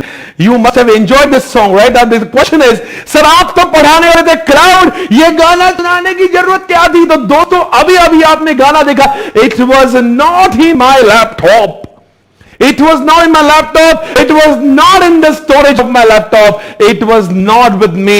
But I could access this song only because of YouTube. My laptop was connected to YouTube and through which I could hear this song. You all could watch this song. So क्या है इसका मतलब? दोस्तों, मेरे laptop में ना होने के बावजूद भी आपने इस गाने को सुना only and only because of cloud. Cloud एक ऐसी जगह है जहां पे डेटा को स्टोर किया जाता है और दुनिया का कोई भी इंसान किसी भी जगह से anywhere any time you can watch those lectures those videos as per your convenience. जो चीजें मेरे लैपटॉप पे वो दिखती है उसके लिए क्लाउड की जरूरत क्या है? क्लाउड एक ऐसी जगह होती है, एक स्टोरेज होता है, एक बड़ी बड़ी हार्ड डिस्क होती है, बड़ा स्टोरेज होता है जिसका एक्सेस दुनिया में किसी भी जगह से हो जाता है, उसको हम लोग क्लाउड कहते हैं। आइए दोस्तों, कुछ और उदाहरण थे आपके सामने, बहुत ही मजेदार चीजें आपके सामने अब बस पेश होगी। आइए दोस्तों, आपने सभी ने इस एक्टर के बारे में जाना ही होगा, आपने कभी सुना होगा सनी देओल। सनी देओल, आइए दोस्तों, हमारे फेवरेट सनी देओल आपके सामने इस समय उनकी तस्वीर आपके सामने आ रही है। ओ हो, नाम तो सुना होगा सनी देओल। दोस्तों आप जरा देखिए, क्या आपको लगता है सनी देओल मेरे लैपटॉप में थे? जी नहीं, सनी देओल मेरे लैपटॉप में न होने के बावजूद भी मैंने सनी देओल को अपने लैपटॉप में देखा है। It's only because of what? आप मुझे बताएंगे ऐसा कैसे हुआ? इनकी तस्वीर, लेट इट बी एनीवन, मैं किसी को भी सर्च करता हूं आज गूगल पे, यू मस्ट हैव नो, आपने भी बहुत कुछ सर्च किया होगा जीवन में। आप जो भी सर्च करते हो, सपोज मैं यहां पे चलो एक सर्च करता हूं, मेरी फेवरेट एक्ट्रेस को सर्च करता हूं, दीपिका पादुकोण को मैं सर्च करता हूं आपके सामने। चलो दीपिका, ये देखो, जब भी मुझे उनको मैं मिस करता हूं मेरे सामने आ जाती है। कोई बात नहीं, जरा देखिए इस समय दीपिका आपके सामने, कोई रिस्क नहीं है इस फोटो में, आप जरा देख सकते हैं दीपिका पादुकोण आपके सामने। दोस्तों ये मेरी फेवरेट एक्ट्रेस है। Whenever I want to access her photo, I can watch her photo on my laptop. It's only because of what? Cloud. Because Google का सारा डेटा क्लाउड पर होता है। भले ही इमेज, ये तस्वीर मेरे लैपटॉप में नहीं, still I can watch, I can access everything only because of what? The cloud. Cloud एक ऐसी जगह है जिसका एक्सेस दुनिया में किसी भी जगह कहीं से भी हो सकता है। मेरा सवाल है देवांश, क्या अगर आप अपने लैपटॉप पे, अपने मोबाइल पर दीपिका का फोटो देखना चाहेंगे तो दिख जाएगी आपको? दिख जाएगी? श्योर? क्या वो जो मैंने आपको इसके पहले गाना सुना, याद पिया के आने लगी, क्या वो आपके मोबाइल पे भी दिखेगा? क्या इतने सारे लोग, जो तमाम लोग इस समय देख रहे हैं मुझे, क्या आप अपने लैपटॉप पे, अपने मोबाइल पे जो मैं देख रहा हूं आपको दिख जाएगा? इसका मतलब ना वो डेटा आपके लैपटॉप में है, ना मेरे लैपटॉप में है, ना आपके मोबाइल पे, ना मेरे मोबाइल पे, वो तो क्लाउड में है। और इंटरनेट की वजह से हम उस क्लाउड के डेटा को अपने लैपटॉप पर ले आ जाते हैं। दोस्तों, the world is moving towards cloud computing. दोस्तों ना बहुत सारे एग्जाम्पल मेरे सामने यहां पे, बहुत ही मजेदार चीज हम लोग इस समय कर रहे हैं। आइए दोस्तों देखते हैं। इस समय आपके सामने मैं इंस्टाग्राम बताने जाऊं। सर इंस्टाग्राम, फेसबुक का एग्जांपल आप क्यों दे रहे हो? दोस्तों एक बात जरा सोचने की है, इंस्टाग्राम पे जो मैं फोटो अपलोड करता हूं, क्या आपको दिखाई देता है वो? जी हां, आपको दिखाई देता होगा। इस समय मेरा इंस्टाग्राम का प्रोफाइल मैं आपके सामने खोल रहा हूं, स्वप्निल_पाटनी मेरा आईडी आपके सामने, इस समय आपके सामने ये डेटा उपलब्ध है। और आप मुझे बताएंगे, ये डेटा जब आपको दिख रहा है तो क्या आप अगर मुझे फॉलो करते हैं तो क्या आपको सब कुछ दिखाई देगा? क्या आपको सब कुछ दिखाई देगा? जी हां, बिकॉज ये इमेजेस मेरे मोबाइल पे नहीं है। जिस समय मैंने इसको अपलोड किया था, इट वेंट ऑन क्लाउड, चाहे वो फेसबुक हो चाहे Instagram. Whenever you upload any image और any video, it goes on cloud. Cloud पे जाने के बाद में this becomes accessible to everyone. इसको कहते हैं क्लाउड कंप्यूटिंग, राइट गाइस? और मैं आपको सभी को कह देना चाहता हूं, अगर आपने अभी तक मेरे अकाउंट को फॉलो नहीं किया, जरूर इसको फॉलो करें ताकि हम लोग हमेशा टच में रहे। आगे की बात करेंगे। कोई भी एक वीडियो, कोई भी जरा देखिए, ये जो वीडियोस आपके सामने दिख रहे हैं, कुछ भी मैं दिखा रहा हूं, ये जो कुछ भी आपके सामने दिख रहा है, ये सारी चीजें कहां पे अपलोडेड है? It is on what? Cloud. Okay, so दोस्तों मतलब फेसबुक भी क्लाउड है, जी हां, इंस्टाग्राम भी क्लाउड है। हां देवांश, आपने कभी इसके बारे में सुना? गूगल ड्राइव, ड्रॉप बॉक्स, क्या होता है इसमें? सपोज आप आर्टिकल करने गए, आप ऑफिस में थे, एक फाइल थी और वो फाइल आपने गूगल ड्राइव पे डाल दी और आप ऑफिस से निकल गए। क्या वो डेटा आप घर से देख पाएंगे? जी। क्या आप इंडिया से किसी और जगह से देख पाएंगे? हाँ। आप वर्ल्ड में किसी जगह से देख सकेंगे? हाँ। इसका मतलब Google Drive and Dropbox are also an example of cloud computing. जहां पे डेटा एक बार चले जाए ना, वो दुनिया में किसी भी जगह से, सोचिए अगर मैं पेन ड्राइव में डेटा लेकर आता ऑफिस से तो क्या होता, वो डेटा जिस जगह पे पेन ड्राइव है वहां से ही एक्सेसिबल हो जाता। समझ में आया है? इसलिए सारे के सारे आजकल बिग फोर क्या करते हैं मालूम है, इनका डेटा जो भी होता है it goes on what, cloud. ताकि सपोज मैं क्लाइंट प्लेस पे जा रहा हूं, I forgot to take my laptop और I forgot to take my pen drive, I don't have to worry about it. What I do is I just access cloud. उस cloud पे वो सारा data जो मैंने ऑफिस से बनाकर upload किया था ना, भले ही मेरे पास में अब लैपटॉप पेन ड्राइव कुछ नहीं, still I can access. The way you access Facebook and Instagram. आप जानते हो आपका इंस्टाग्राम आपके लैपटॉप से, मोबाइल से नहीं, किसी और के लैपटॉप से भी खुल सकता है। कैसे? वो लैपटॉप पे है नहीं, वो मोबाइल पे है नहीं, वो कहां पे? क्लाउड पर है। इसलिए दुनिया में हर जगह से दिखता है। ये एग्जाम्पल मैं आपको इसलिए, ये सारी चीजें हमें समझ इसलिए जरूरी है क्योंकि मैं आपको बताने जा रहा हूं। दोस्तों आइए आपके सामने क्या मैं दिखाने जा रहा हूं। यह है आपके सामने swapnilpatni.com की वेबसाइट। ये आपके सामने जो है मैं दिखाने जा रहा हूं। ये हमारा सिस्टम जो है, ये एडमिशंस जो होते हैं ना, आपके साथ जो सिस्टम दिख रहा है, आपने देखा होगा अभी थोड़ी देर पहले जो मैंने आपको दिखाया था, ये सारी चीजें, ये सारे जो एडमिशंस होते हैं, जब कोई स्टूडेंट एडमिशन लेते हैं ना, ध्यान से सुनना, ध्यान से सुनना, मैं कुछ लिख रहा हूं यहां पे, ध्यान से सुनना, मुझे कुछ बोलना है आपको, मुझे कुछ बोलना है। आप जरा देखिए, जब भी मैं कभी भी कोई भी एडमिशंस मेरे यहां पे लेता है तो वो क्या करता है मालूम है? एडमिशंस को वो एडमिशंस क्या करते हैं मालूम है? सपोज कोई भी स्टूडेंट्स इंडिया में कहीं से भी एडमिशन ले रहा हो, किसी भी जगह से कुछ भी एडमिशन ले रहा हो, तो सपोज वो यहां पे है, फॉर एग्जांपल ये पंजाब है, फॉर एग्जांपल ये हरियाणा है, ये एमपी है, ये यूपी है, ये महाराष्ट्र। किसी भी जगह से कोई भी छात्र एडमिशंस ले ले तो वो एडमिशन इनके यहां पे स्टोर नहीं होते। वो एडमिशन जब लेते हैं, उनके लैपटॉप को जब इंटरनेट कनेक्ट होता है तो वो swapnilpatni.com पे जब एडमिशन लेते हैं ना, वो एडमिशन स्वप्निल पाटनी ने जो क्लाउड लिया हुआ है, सर आपका खुद का क्लाउड है, मेरी इतनी औकात नहीं, मेरा क्लाउड खुद का नहीं, मैंने भाड़े का क्लाउड लिया हुआ है जिसका नाम है GoDaddy। You can check on, मैं आपको दिखाता हूं चाहे तो GoDaddy। इसके बहुत सारे फेमस एग्जांपल है, AWS है, GoDaddy है, बहुत सारे है। तो मैंने GoDaddy का लिया हुआ है। तो आप जब कोई भी एडमिशन करते हो तो वो डेटा, सपोज पंजाब से किसी ने एडमिशन लिया है, इट गोज ऑन क्लाउड, वो यहां पे जाता है। हरियाणा से वाले बंदा जब एडमिशन लेता है वो भी क्लाउड पर जाता है, एमपी वाला भी क्लाउड पर जाता है। सबका एडमिशन पूरे भारत में कोई भी किसी भी जगह से एडमिशन ले वो जाता है क्लाउड पर। और अब मान लीजिए मैं यहां पे औरंगाबाद इस शहर में बैठ के जब मैं उसको देखना चाहता हूं, तो अभी अभी मैंने आपको जब दिखा रहा था तो मैं इंटरनेट से ये एक्सेस है इसी क्लाउड के ऊपर, बिकॉज उसी क्लाउड पे सबके एडमिशंस आ चुके थे। एंड व्हाट इज हैपनिंग, मतलब सबने एडमिशन लिए वो भी क्लाउड पे, और जब मुझे रिपोर्ट देखना है मैं भी चल जाता हूं क्लाउड पे और वहां का सारा रिपोर्ट मेरे लैपटॉप में आ जाता है। इसका मतलब whenever any student is taking admission, the data is not stored on their laptop, it's stored on my cloud जो मैंने लिया हुआ है। और वहां पे जाने के बाद में पूरे इंडिया के जितने एडमिशन है वो सब क्लब हो जाते हैं। एंड whenever I access, मुझे सारा कंबाइंड रिपोर्ट वहां से मिलता है। ये सब मैं आपको दिखा रहा था बिकॉज आपके सामने जो एडमिशन दिखाई दे रहे हैं, इस समय जो स्क्रीन पर आपके एडमिशन आ रहे हैं, ये मेरे लैपटॉप का इंटरनल मेमोरी नहीं है, ये क्लाउड है।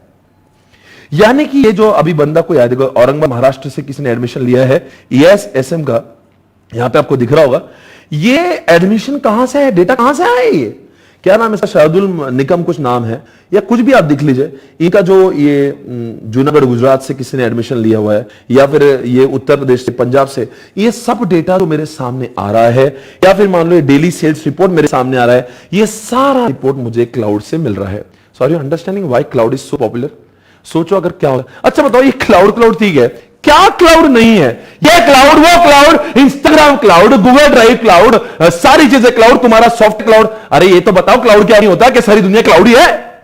नहीं है। इसका मतलब बताओ, एक बात पूछे आपसे, मेरे ऑफिस में एक सर्वर है, आप लोग के पास गई सारे आपके मम्मी पापा के ऑफिस होंगे, भाई के ऑफिस होंगे, वैसे मेरे पास भी ऑफिस है पूना में, और वहां पे एक सर्वर है, LAN server, local area network server, उसमें हमने बहुत सारी फाइल रखी है।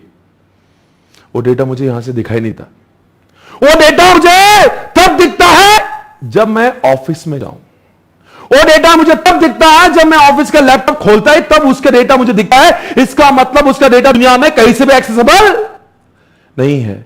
उस जिस डेटा को उसी जगह पर जाके देखने की जरूरत पड़ती है, तो समझ जाओ क्लाउड है नहीं है। समझ गए? यानी कि आपके लैपटॉप के ऊपर C ड्राइव में जो डेटा रखा हुआ है, जो लैपटॉप को देखने के बाद ही मिला है, उसका नाम क्या? क्लाउड नहीं है। पर गूगल ड्राइव पे आपने कुछ मूवीज डाली होंगी, या जैसे कि मैंने अपना सारा आधार कार्ड, मेरे सारे जो इंपॉर्टेंट कागजात, लाइसेंस है, सारी चीजें मैं गूगल ड्राइव पे रखी है। उससे क्या फायदा होगा बताओ मेरा? उससे क्या फायदा होता है? अगर सोचिए मेरा आधार गुम गया, ये मैं गूगल ड्राइव आपके सामने दिखा रहा हूं, ये गूगल ड्राइव आपके सामने है, इसमें मैंने अपना आधार, अपना लाइसेंस सब कुछ डाला हुआ है।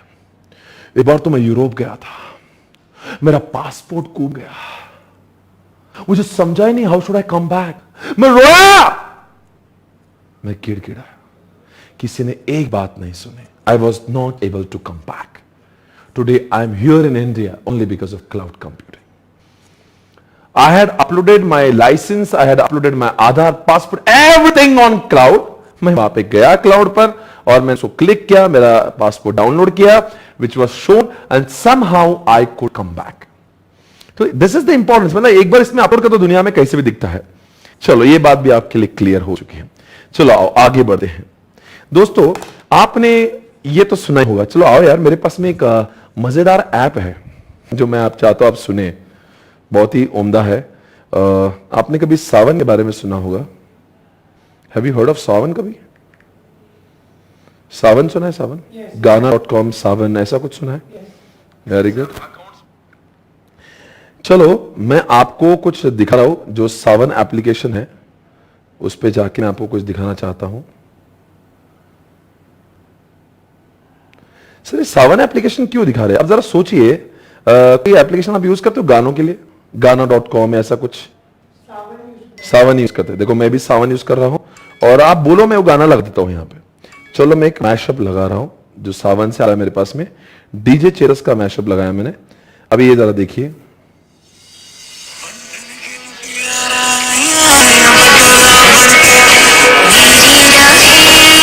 ये गाना कहां से आ रहा है?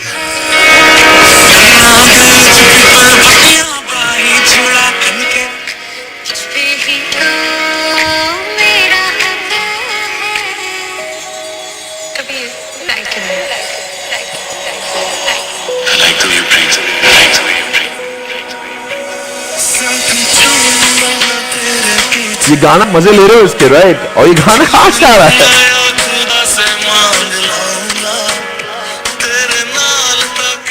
दोस्तों इस तरह से आजकल जितने भी गाना.com है, सावन है, ये सारे लोगों ने अपने गाने क्लाउड पर अपलोड कर दिए, जिसकी वजह से हम लोग पहले जमाने में गाने सुनना बड़ा मुश्किल हुआ करता था। We were supposed to download it and then we were supposed to play it. हम अपने मेमोरी कार्ड में डालते थे, सुनते थे। आजकल कोई मेमोरी कार्ड में डाउनलोड नहीं करता, whenever you want it, internet चाहिए। ये बात है, इंटरनेट का होना जरूरी है। यानी कि क्लाउड कंप्यूटिंग अगर आप यूज करना चाहते हो तो आपके कंप्यूटर में, आपके मोबाइल में अच्छा इंटरनेट होना जरूरी, वरना ये क्लाउड पे रखा हुआ डेटा हमें दिखेगा ही नहीं। सर एक बात बताओ, ये क्लाउड कहां होता है? जब भी मैं कहता हूं लो क्लाउड का होता, लोग कहते हैं देखो सर वहां पे क्लाउड होता है, वहां पे सर्वर होते हैं। अरे ढोकलो, ये क्लाउड जो है ना वो आसमान में नहीं होता। कभी आपने आसमान में सर्वर लटकते हुए देखे क्या? वो जमीन पर होते हैं। सर जमीन पर कहां होते हैं, किधर होते हैं? आओ दोस्तों, अभी अभी हमने दीपिका पादुकोण को देखा था, उसके पहले भी हमने यूट्यूब पे कुछ देखा था। आप जानते हैं यूट्यूब और गूगल का ओनर एक ही है। आओ देखते हैं इनके डेटा सेंटर को कैसा दिखता है इनका। जरा आइए दोस्तों चेक करें। आपके सामने इस वक्त हम बताना चाहेंगे आखिर ये कैसा दिखता है।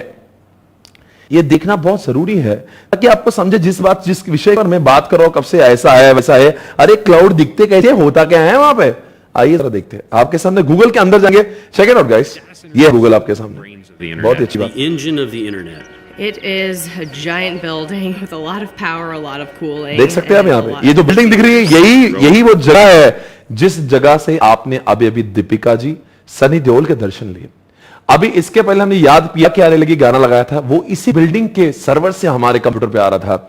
इसका मतलब मेरा लैपटॉप उस बिल्डिंग के सारे सर्वर से जुड़ता है बाय यूजिंग इंटरनेट कनेक्शन। आइए देखते हैं, चेक इट आउट गाइस। थोड़ा सा आगे लेता हूं मैं, इस बिल्डिंग को ध्यान से देखिए। यही वो बिल्डिंग है जहां पे सारे सर्वर रखे हुए हैं, through which we are able to access all the data. ये cloud itself is the herder of थोड़ा सा अंदर ले जाता हूं आपको। ये देखो, ये गूगल डेटा सेंटर के अंदर हम लोग। Security, use are different. Degrees Fahrenheit. Side जरा yard. ध्यान से देखिए, आप देखो, ये यही पॉइंट मुझे दिखाना The था, first आप thing जरा that I ध्यान से notice देखिए। is that it's a little warm in here. It's about cloud 80 cloud degrees cloud, अरे है Local क्या भाई, weather यही हो रहा colder है। than most. ध्यान से देखिए, यही सर्वर्स की बात कर रहा था मैं, यही वो सर्वर है जहां पे थी दीपिका, यहीं से ये याद की आंखें आने लगी, और यूट्यूब के तमाम लेक्चर, गूगल का सारा डेटा इन्हीं जगहों पर है। ऐसे गूगल के पास में सैकड़ों डेटा सेंटर से जहां पे वो डेटा रखता है। दोस्तों अभी अभी मैंने जो भी लाया वो इस बिल्डिंग से लेकर आया। सनी देओल यहीं थे, दीपिका भी यहीं थी, याद पिया के आने लगा भी इधर ही था, और दोस्तों कबीर सिंह का गाना भी यहीं था। यही जगह थी। बड़े बड़े सर्वर्स आपको दिखाई दे रहे होंगे, सर ये इसको क्लाउड कहते हैं। सर क्लाउड क्यों बोलते हैं? क्लाउड तो वैसे आसमान में होते हैं। बच्चा, क्लाउड एक जैसी जगह होती है, दुनिया की ऐसी कोई जमीन नहीं है जहां से क्लाउड दिखता नहीं है। दुनिया की ऐसी कोई जमीन नहीं है जहां से क्लाउड दिखता नहीं है। और इसका नाम क्यों क्लाउड होगा? बिकॉज दुनिया की ऐसी कोई जगह नहीं है, दुनिया का ऐसा कोई मोबाइल और लैपटॉप नहीं है जिसका एक्सेस इस क्लाउड को नहीं है। यानी कि सर्वर ऐसे सर्वर है जिनका एक्सेस दुनिया में सब जगह से, जिस तरह से आसान दुनिया में हर जगह से दिखता है, इसी तरह से ये सर्वर का एक्सेस दुनिया में किसी भी जगह से होता है। क्लाउड है, इसका यह मतलब नहीं कि आसमान में, ये जमीन पर ही आपके सामने आप दिख रहे हैं। Check it out, guys. Because it helps with the efficiency. You'll notice that we have overhead power distribution. Coming from the outside yard, we bring in the high voltage power, distribute across the bus bars to all of the customized bus taps that are basically plugs where we plug in all the extension cords. All of our racks don't really look like a traditional server rack. These are custom designed and built for Google so that we can optimize. इतना सब कुछ क्यों कर यार? अभी आपका जो Google पे, यूट्यूब पे लाइव स्ट्रीमिंग चल रहा है, कैसे मेरा लेक्चर यहां गया, यहां से आपके मोबाइल आया? समझ नहीं आ रहा क्या बोल रहा हूं? क्या मैं आपको मेमोरी कार्ड दिया है? नहीं ना। क्या मेरे को पेन ड्राइव भेजी है? नहीं ना। आपके लैपटॉप पे है? नहीं ना। क्या हुआ? मैं लेक्चर जो पढ़ा रहा हूं आपको 30 सेकंड बाद दिख रहा है। सर 30 सेकंड क्यों लग रहे हैं? क्योंकि वो डेटा नेटवर्क के द्वारा इन सर्वर पे जाता है, वहां से आपके मोबाइल पर आता है, बिकॉज आपके मोबाइल पर इंटरनेट होता है। इसको कहते हैं क्लाउड कंप्यूटिंग। आई थिंक ये एग्जांपल आपके लिए काफी सूटेबल था आपको समझने के लिए, because right now also you are using cloud computing. या understood everybody? Come on guys, welcome back. So दोस्तों आपको सारे एग्जांपल समझ में आ ही रहे होंगे। सो एक बार बात करते हैं, ऐप स्टोर की बात करते हैं या प्ले स्टोर, कोई भी आप लीजिए। क्या आप कभी कोई एप्लीकेशन डाउनलोड करते हो? क्या होता है इसमें? कोई भी एप्लीकेशन डाउनलोड कर सकते हैं हम लोग? क्या होता है? कौन सा मोबाइल आपसे, एंड्रॉइड है, आईफोन है, कैसे है? तो क्या उसका प्ले स्टोर होगा? अब मैं ऐप स्टोर पे जाता हूं, आप भी प्ले स्टोर पे जाइए। चलो कुछ तो डाउनलोड करते हैं, है ना? चलो हम लोग गाना.com डाउनलोड करते हैं, ठीक है ना? मैंने क्लिक किया और जैसे मैं क्लिक करता हूं, देखो देखो देखो वो आ रहा है, देखो देखो देखो वो आ रहा है, ये मेरा ओके, देखो देखो देखो वो आ रहा है। आप भी जब भी कुछ करते हो आता है। आज तक ऐप बहुत डाउनलोड करे पर आपको समझा ही नहीं ऐप आता कहां से। मैं क्लिक करता हूं वो आ जाता है। देखो आ गया, कहां से आया? हमने कभी आज तक इन विषय को समझा नहीं। हम क्लिक करते वो आता है, क्लिक करते, अरे भाई आता कहां से है? क्लाउड से आता है। यानी कि एंड्रॉइड ने भी अपना एक क्लाउड बनाया जिसमें दुनिया के सारे तमाम जो एप्लीकेशन है वो स्टोर्ड है। उस पर क्लिक करते वहां से इंटरनेट के जरिए से हमारे पास आ जाते। आई होप आपको ये सारी चीजें बहुत बखूबी समझ लोगी। क्लाउड कंप्यूटिंग भी आपको यू कैन यूज। अभी जैसे कि फेसबुक, अगर आप चाहते हो तो इंटरनेट पे जाके फेसबुक पे भी क्लाउड कंप्यूटिंग को देख सकते हो, आप किसी के भी क्लाउड कंप्यूटिंग को देख सकते हैं। It's not a very big deal. कोई भी चीज को आप देख सकते हो वहां पे जाके।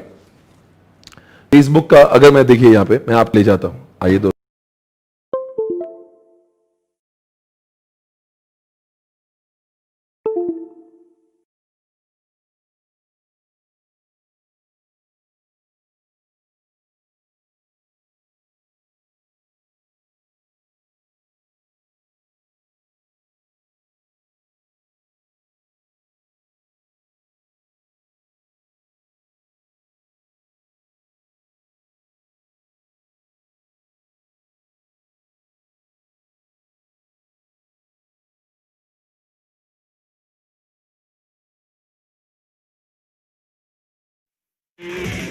Coming up on How Do They Do It? The $100 billion website. How does Facebook store the profiles of more than 1 in 7 people on Earth?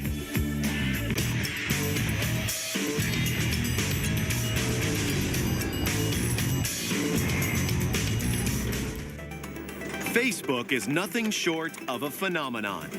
The world's cost hundreds of millions of dollars to build. This is where your information is stored, in cutting-edge servers and massive memory banks, with data flying between them at the speed of light through over 21 million feet of fiber optic cable. Ken Patchett is the general manager. When you type in facebook.com, your request goes to the open internet, and that internet lands right here. And from right here, we request from one of the Facebook servers your profile and all the information associated with it. Our data centers work and compile all that information and then send it back to you right across the open internet again. And all of that happens in milliseconds. If you've ever wanted to visualize the internet, then these never-ending rows of servers are a fine illustration.